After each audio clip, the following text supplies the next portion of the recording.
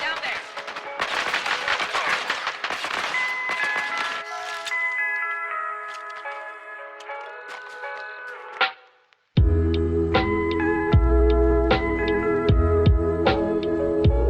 About 4 months ago, I published a video detailing the disaster that is the support of Halo Infinite's live service model post-launch.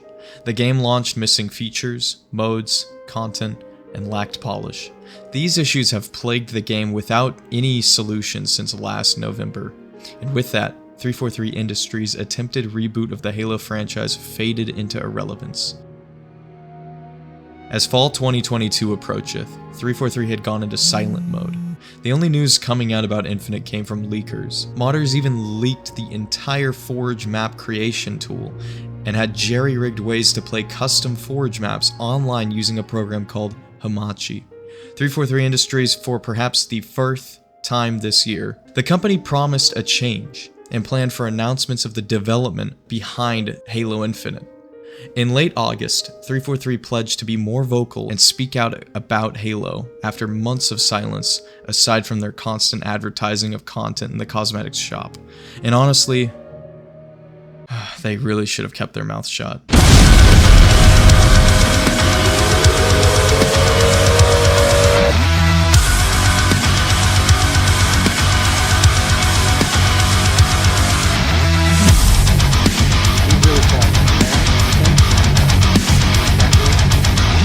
Why Halo Infinite is a disaster and a crappy roadmap for Halo's, Infinite's future.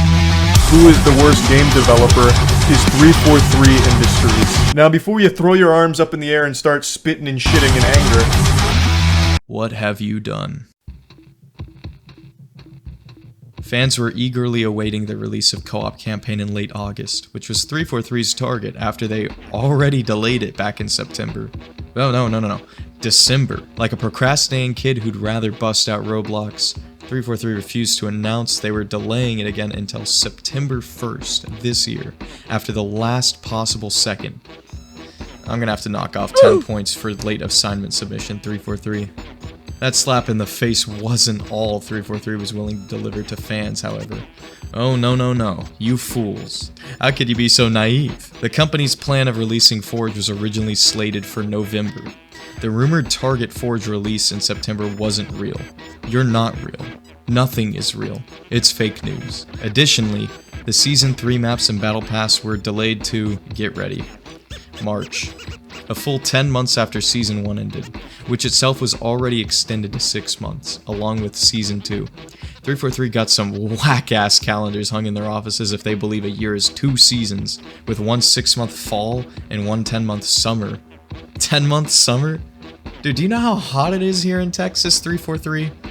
Instead of Season 3 and new content, 343 are releasing the Winter Update. Get ready, Halo fans. Christmas comes early with a short battle pass full of recycled armor they never released on time in Season 1, including the CQB helmet that was present in the trailer a year and a half ago. They are also releasing a new mode for the Winter Update. Infection... Nah, I'm just kidding. It's a custom games variant of One Flag. Yes, the least played and most hated mode on Infinite is now getting a new variant. You just can't make this up. Fans rejoice. I will say, at least, the short battle pass is free. Otherwise, the Winter Update would be pretty unforgivable. But that's just the beginning of the titty tickling. 343, despite Bonnie Ross, the very head of the company herself, pledging to never fail to release split screen again, have shelved split screen campaign co-op. If you bought campaign looking to play couch co-op with the family, you just got swindled. You think it's funny to take screenshots of people's NFTs, huh? As disappointing as this is, what's most bizarre is that players glitched out Halo Infinite and managed to break split screen into the game anyway. Why cancel it if it's already there? I do not know. This is truly the moment a bug becomes a feature. The fact this works, and they gave up production of the official split screen, confounds my brain. With 343's incompetence and lousy game design abilities on full display, Halo fans, or at least what's left of them, hit a breaking point.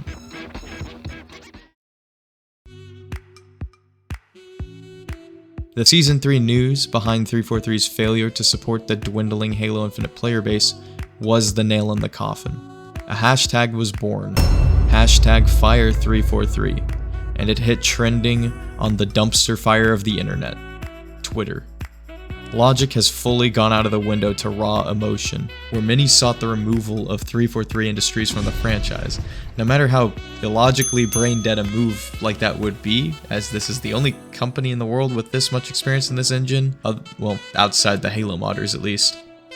Others desired a more reasonable firing of only the top management at the company for their continued misunderstanding of Halo and poor leadership.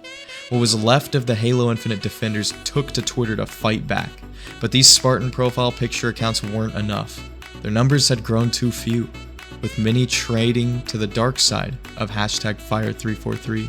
Steam charts plummeted, events failing to attract significant player counts. This is it, the largest Halo release of all time. This is when Halo died.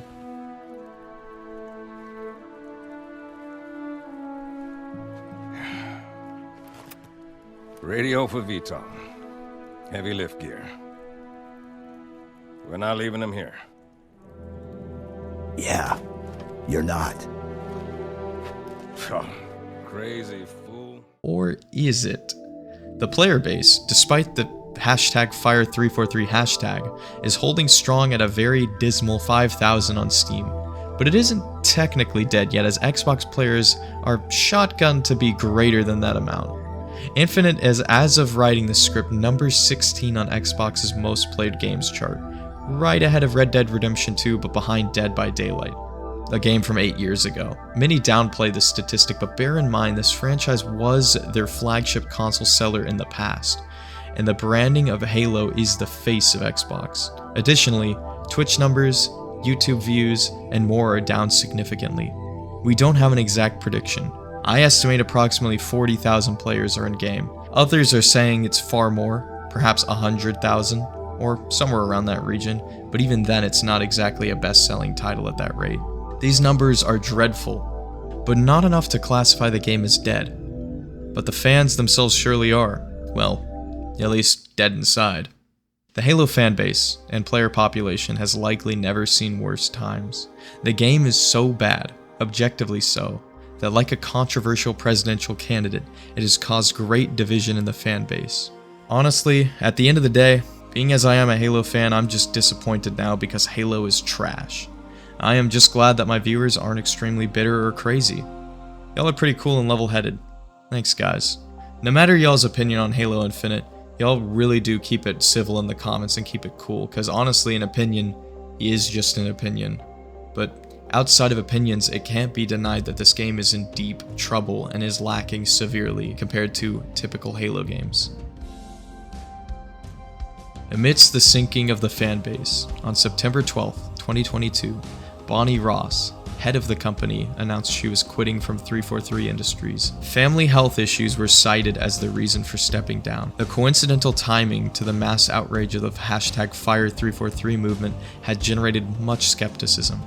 Some theorized that Microsoft actually let Ross go due to the flack the series was taking, but as for the validity of these beliefs, we don't have any 100% foolproof evidence, but judging by other rumored rapid departures surrounding this time, it may be evident that the Season 3 announcement disaster may have caused Microsoft to drastically restructure the company.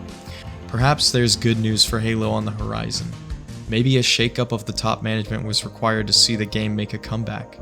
Sure, the past management did a lousy job of guiding Halo for over 10 years, but that doesn't mean for sure that the new management will do any better. I, and many other fans, will have to remain skeptical. I do wish the best for her and the others that have left this company and that work for them currently.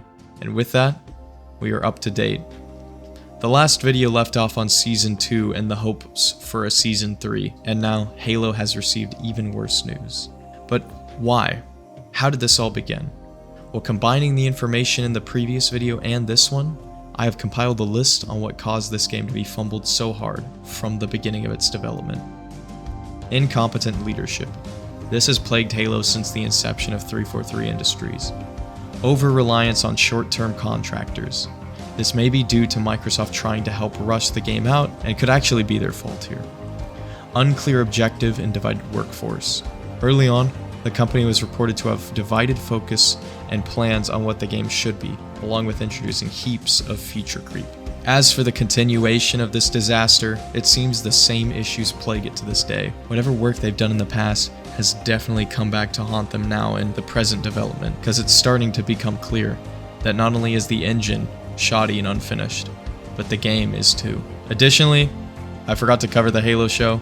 It was pretty awful and did not do any justice for marketing the franchise. So, with all this continued terrible news for the franchise, where does Halo go now? 343 recently released a demonstration of the Forge mode, which was still met with leagues of anger despite showing nothing but good news. The damage was already done, sadly. Forge is releasing a whole year late, Customs browser is coming in March, far later. The content drops are so dismal and far between it's doubtful any large portion of players will return. Along with that, the game is still so buggy and broken, with 343 mentioning nothing of server desync. 343 is so behind on not just releasing content in-game, but in the store as well, with a wave of awkwardly timed Easter cosmetics releasing this past week in September, nearly half a year late. Really, 343? The lack of map releases is yet another bad sign behind this game, where yet again contractors are to blame. This is according to an anonymous source, who stated that a Russian company known as Spearsoft designed Halo Infinite multiplayer maps. The cost of outsourcing continues to mount at 343 Industries' feet. And with all that said and done, will the game get a revival? There's no mention of the special Tanaka mode Certain Affinity is working on, or is it Tatanka mode? I don't care. It is likely going to be a Battle Royale mode, but there has been no news on a release date or details of the mode. The mode is theorized to be the game's last chance, but with all this bad news, I don't really have much faith. 343 Industries has squandered the faith of not just me, but the whole fan base. Search up Halo on YouTube and see what results rise to the top. There is some light at the end of the tunnel. New management shakeups might yield greater productivity and vision. Perhaps an emphasis on fan feedback will be taken by 343's efforts to rebuild the game. I look forward to witnessing the future for myself, and perhaps Infinite needed someone with experience patching up 343's failures, which Pierre has likely become a veteran at by now. This potential good news does not erase the past, however. Has goodwill been sacrificed too far? Could it all be too little, too late? Launch delayed a year. Campaign delayed a month. Season 2 delayed. Season 3 delayed. Season 3 delayed further. Forge delayed twice. Co-op campaign delayed twice. Split screen co-op completely cancelled. Halo. Infinite delays. And if all of that, and a dwindling player base wasn't enough to mark the demise of this game. Boom. And with that, 343's live service died. Thank you guys for watching this video. What do you guys think the future of Halo Infinite is going to be? Do you think it's as bleak as I've made it out to be? Drop a comment down below, and like and subscribe if you haven't. Thanks. Peace.